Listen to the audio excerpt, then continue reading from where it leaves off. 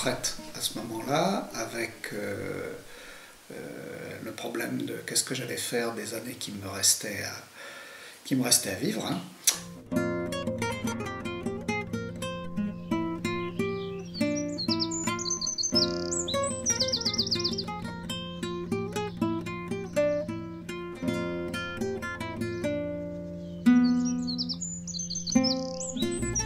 Je vis comme je le souhaite. Après, autrement, oui, on peut dire que c'est un petit peu différent de la moyenne peut-être, mais après tout est relatif, hein, c'est assez compliqué en fait.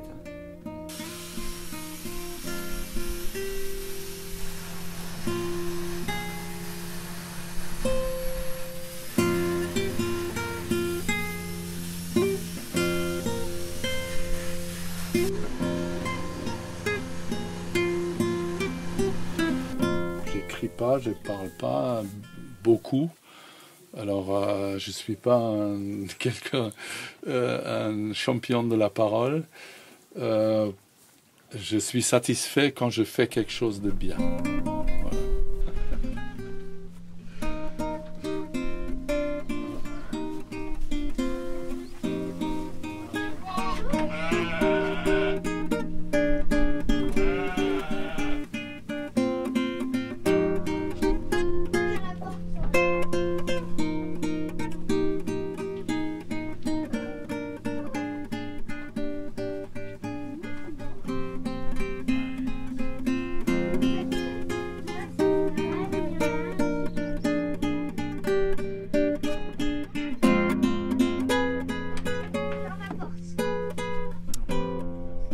Trop aigu.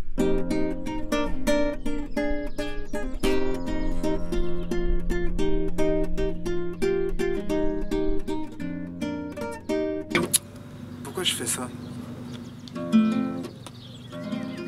Avoir un rapport brutal avec la réalité, un rapport brutal avec la nature. Tu peux avoir un rapport beaucoup plus fin, beaucoup plus intellectualisé, on va dire. Et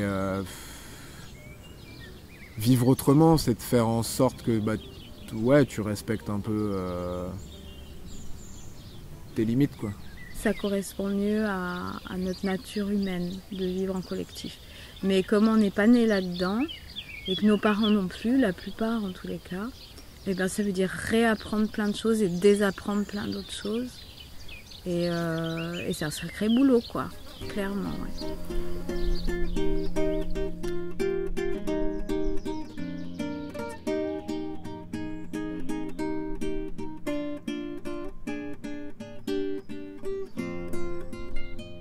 Ça a toujours été une de mes préoccupations assez jeune, d'essayer d'aimer vraiment. Ça veut dire que tu donnes, mais tu donnes pas pour recevoir. Si tu veux, tu donnes et puis voilà, tu donnes et puis un peu comme dans la nature, si tu veux, le pommier il donne et puis voilà. On est dans une terre généreuse, notre terre nourricière, si tu veux, c'est fou, si tu veux, elle te donne tout et elle te demande pas, le pommier, il te demande pas de quelque chose. Si tu veux, lui, il donne des pommes et puis voilà, tu te sers.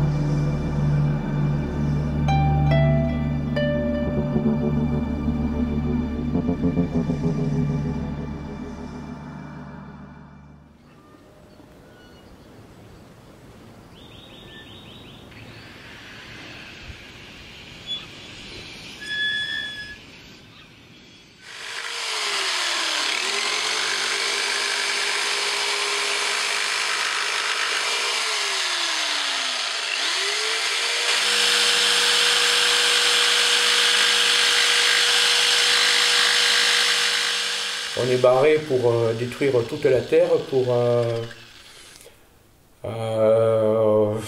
ça commence déjà. Alors je sais même pas si c'est pas trop tard, si tu veux, mais on est en train de tout bousiller. La terre, t'as plus un ver dans les champs, t'as plus rien, t'as de moins en moins d'insectes, de moins en moins d'oiseaux. C'est toujours cette histoire de vouloir trouver dans la solution, dans la croissance et dans le toujours plus, si tu veux. Et je crois que là on se trompe fortement, quoi. Moi je crois que la solution, elle est pas dans la croissance, elle est dans la sobriété, un grand respect avec la nature. Et puis surtout, je pense que pour moi, l'avenir, s'il y a un avenir, il sera local pour moins polluer, pour moins dépenser d'énergie, pour vivre plus sobrement. Et moi, je crois que de toute façon, c'est une sobriété qui peut être heureuse, quoi, voilà.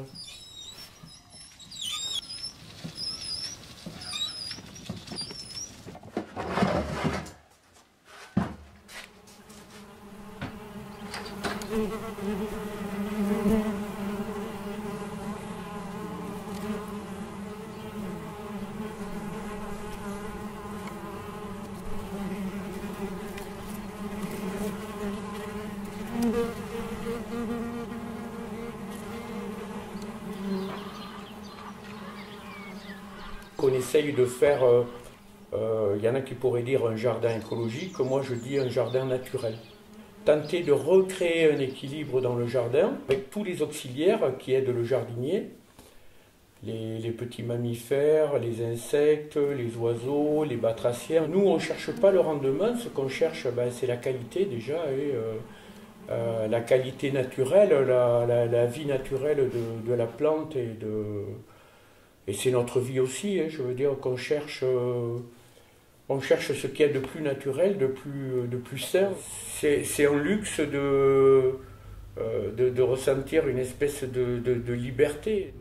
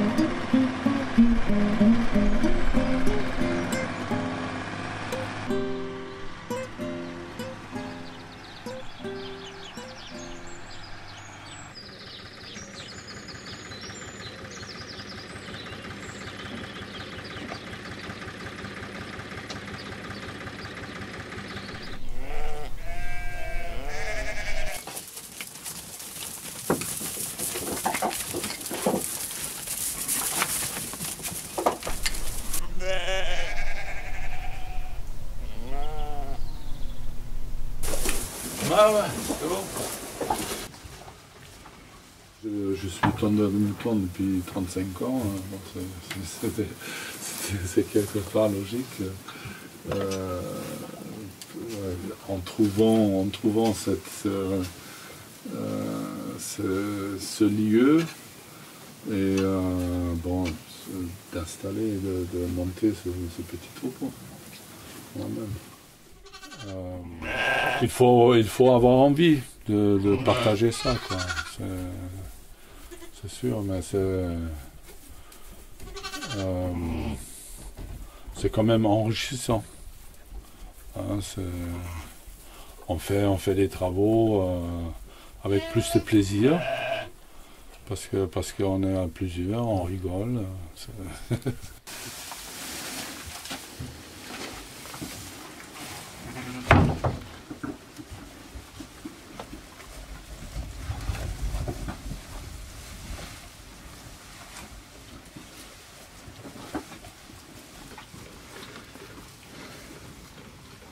Nous-mêmes, on consomme 7 vitamines dans l'année, alors on sait ce qu'on mange. on fait aussi un cochon, par exemple, qu'on transforme en charcuterie, jambon, etc. On achète aussi un peu de viande encore à côté, des poissons. On ne produit pas toute notre nourriture sur place, quoi. Et, c'est pareil avec les légumes. On n'est pas encore... on passe quand même une bonne partie de l'hiver avec notre production. Voilà.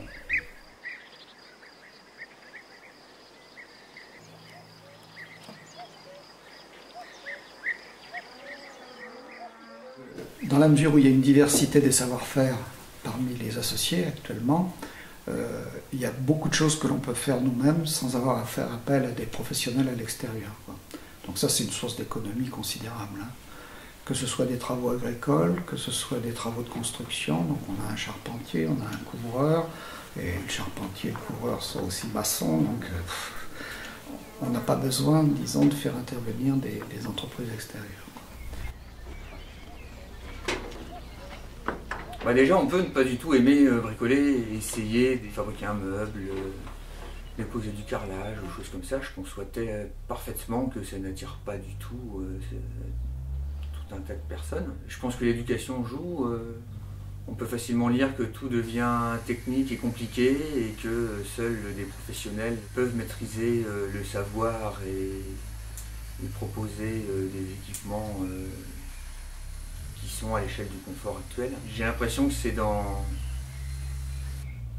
ce qui se dit d'une façon générale, et c'est pas faux, de plus en plus de choses sont techniques et nécessitent des compétences de plus en plus pointues. La réflexion, il y a peut-être aussi beaucoup de choses qu'on n'a pas besoin en termes de technicité. Revenir sur les choses plus simples et donc dont on peut avoir la capacité de se réapproprier. J'ai fabriqué un petit chalet où j'aime bien le terme cabane. Donc là, sur le lieu collectif du Moulin de Musset.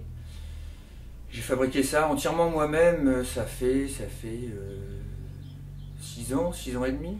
Et voilà, j'en ai retiré beaucoup de satisfaction d'avoir réussi à bâtir ça. Alors c'est à mon échelle, c'est assez simple, mais c'est enrichissant. Une notion de confort qui est complètement obsolète à mon avis, enfin complètement pas stéréotypée, mais qui n'a pas trop de sens, quoi. Après, bon, il y a l'argument de l'argent parce que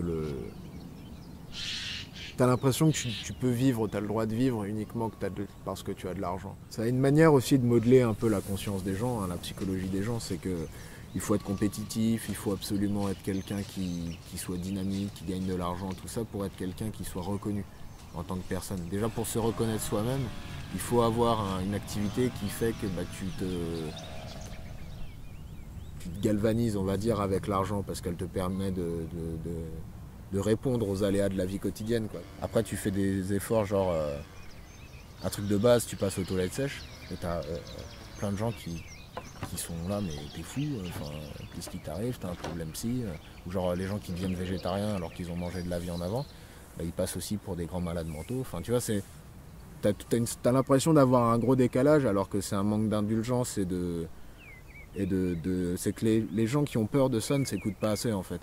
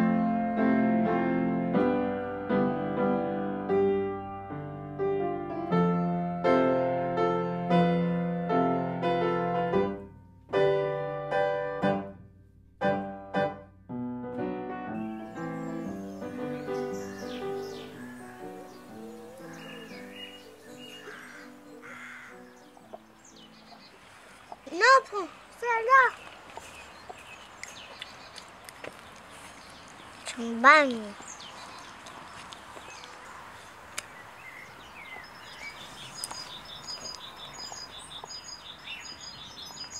Et moi, je le tourne.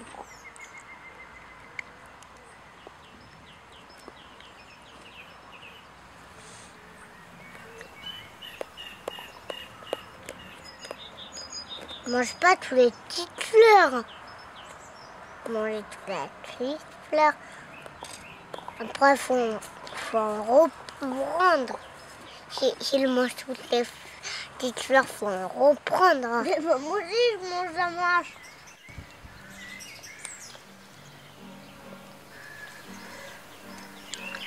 J'ai passé 25 ans sans manger de légumes, sans manger de fruits quasiment.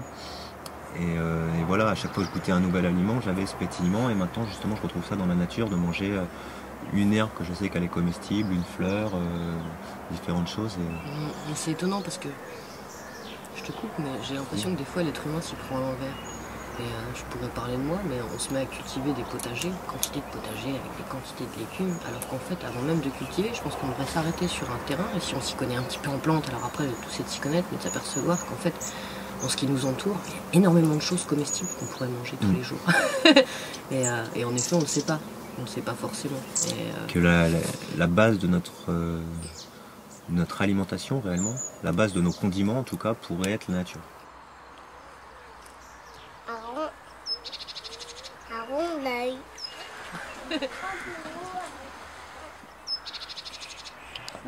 Est-ce que tu vois bien? L'attrape au poisson.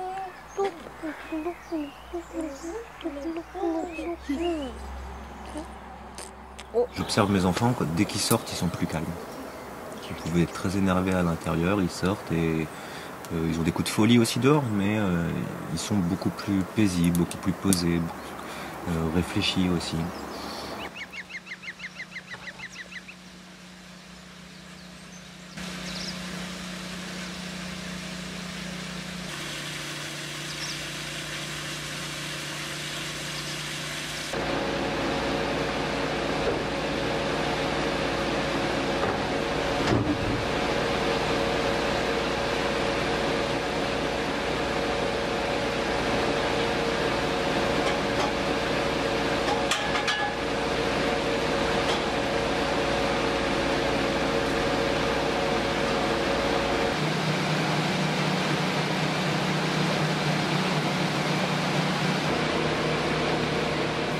Je viens me ressourcer quand j'en ai marre de ma famille.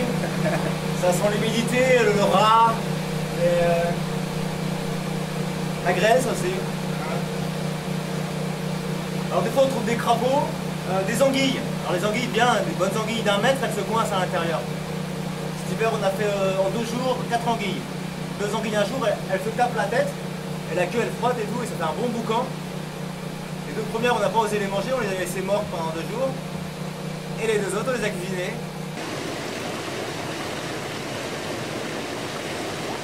La turbine, elle a été installée, je dirais, il y a 10 ou 15 ans. Donc elle est placée sous la maison. C'est une espèce de grosse hélice, type moteur de bateau, qui, avec le débit de l'eau, tourne et nous fournit de l'électricité. Et je dirais que ça nous fournit à peu près la moitié de notre électricité, à peu près, sur une année. C'est une chance de pouvoir produire une partie de son énergie, savoir combien consomment ces appareils, savoir combien on consomme nous. Les mettre au moment où on peut les mettre et pas au tac au tac. Moi je pense que ça apprend à respecter l'énergie qu'on produit, et en prendre conscience et la respecter d'autant plus pleinement. Ouais, et qu'il faut une masse de matière pour produire un tout petit peu de courant, c'est assez astronomique. Quoi. Ouais.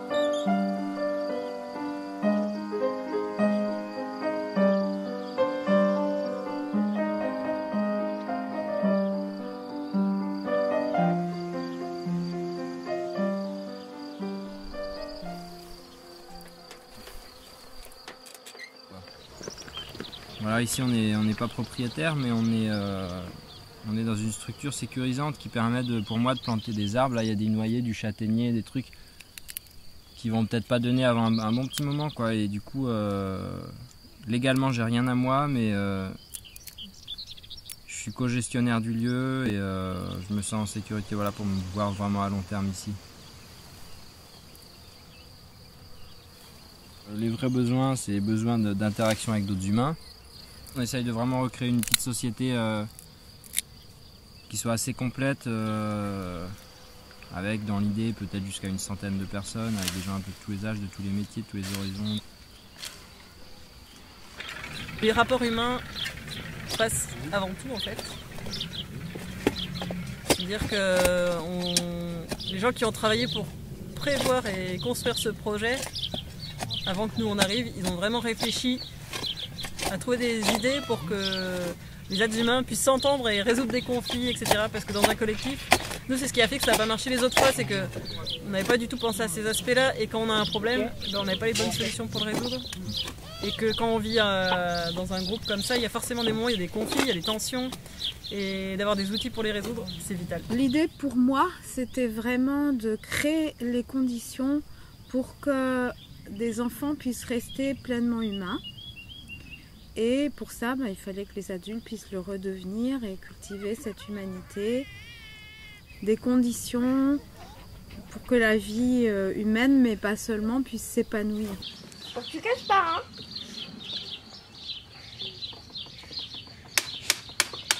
Attention, s'il vous plaît! T'as pas le droit d'être... La communication non violente propose de mettre notre attention là où on a le plus de chances d'obtenir ce qu'on désire. On arrive à reprogrammer un peu tout ce qui a été programmé par l'ambiance qui est de voir à qui la faute, qu'est-ce qui n'a pas été bien, qu'est-ce qu'on a mal fait, qu'est-ce qu'on devrait changer chez nous, etc.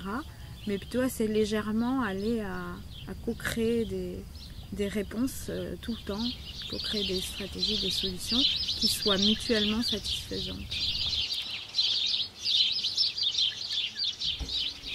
Alors, concernant les chats dans les maisons, les chats ne sont pas les bienvenus dans les maisons. Quand on en voit un dedans, on le fait sortir. Concernant le potager collectif, un potager clôturé et collectif de 100 à 150 m² est installé en dessous du fil à linge. Edith est référente. L'outil qu'on utilise pour prendre les décisions, c'est la sociocratie. Donc nous avons choisi de le partager, ce pouvoir de décision, pour non pas en avoir une petite part, mais au contraire en avoir plus en fait. C'est une façon de prendre les décisions en équivalence. Donc ça se fait sous forme de cercle. Il y a une proposition qui est faite. On fait un tour d'objection et de clarification. Chaque personne à son tour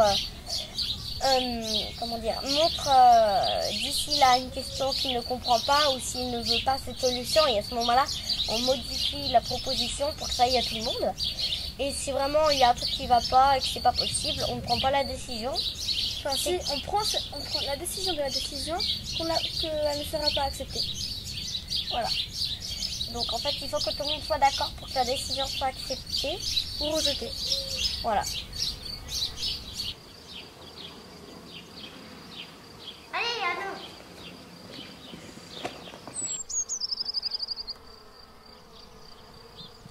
Ah mince, on va tout laisser.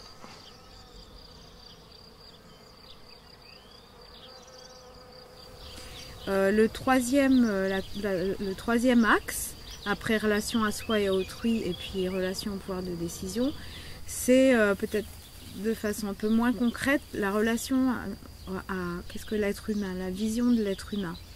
Et l'inspiration là, elle est tirée d'un livre qui s'appelle Le concept du continuum. Le continuum, ça c'est le rapport, en fait c'est le fait qu'on estime qu'il y a une égalité, on veut qu'il y ait une équivalence en fait entre toutes les personnes, qu'on soit un enfant, un vieillard, un adulte en pleine capacité.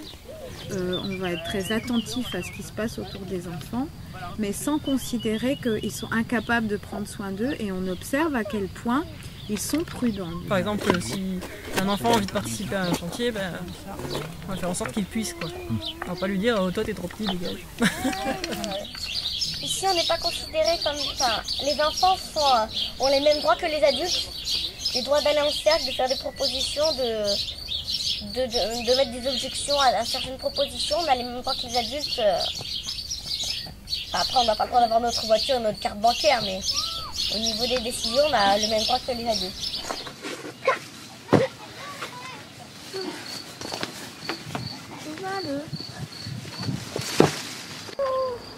Toi, tu prends l'outil alors? Non. C'était pour ça? Wow. Je me repose? Je t'aide. Regarde. Ce qu'il faut faire, c'est ramener la terre qui est là, Jules. Regarde.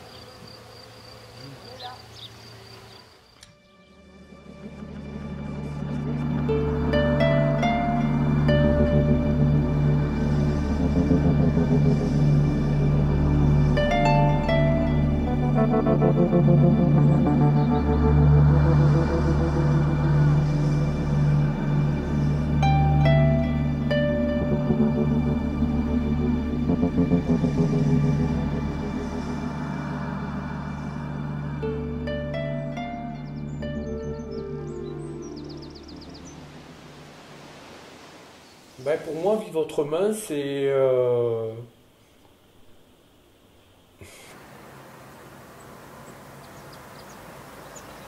Pause, on médite. C'est un peu compliqué comme question. Vivre autrement, ouais, je saurais pas trop quoi dire parce que je suis dedans en fait. C'est difficile de s'habituer, mais une fois qu'on a planté ses racines, c'est bien. Ouais. La vie est simple et facile, mais étant donné qu'on n'arrive pas à mettre en place des structures intérieures et qu'on n'est pas éduqué à ça et qu'on ne s'éduque pas les uns les autres ensemble à ça, ça nous paraît difficile. Se contenter de finalement du nécessaire et se passer du surplus qui ont tassé dans un coin de chez soi et qui peut servir une fois par an, une fois tous les 5 ans. Et finalement, est-ce que c'est judicieux d'accumuler des biens pour que ça serve, pour ainsi dire, jamais?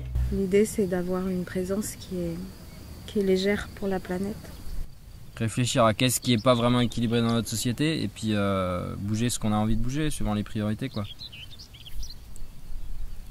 Ce serait peut-être la génération d'après, 2050, qui pourra dire là, nous, on vit autrement. Et pour moi, vivre autrement, c'est essayer de changer son fonctionnement. De ne pas attendre que la solution vienne d'un gouvernement qui organiserait nos vies d'une façon idéale, mais de se dire, si on peut le faire, faisons-le et n'attendons pas que ça nous tombe tout cuit par un coup de baguette magique de l'extérieur. C'est quelqu'un qui a dit qu'il faut se méfier de ses rêves d'enfant, elles deviennent souvent réalité. Voilà.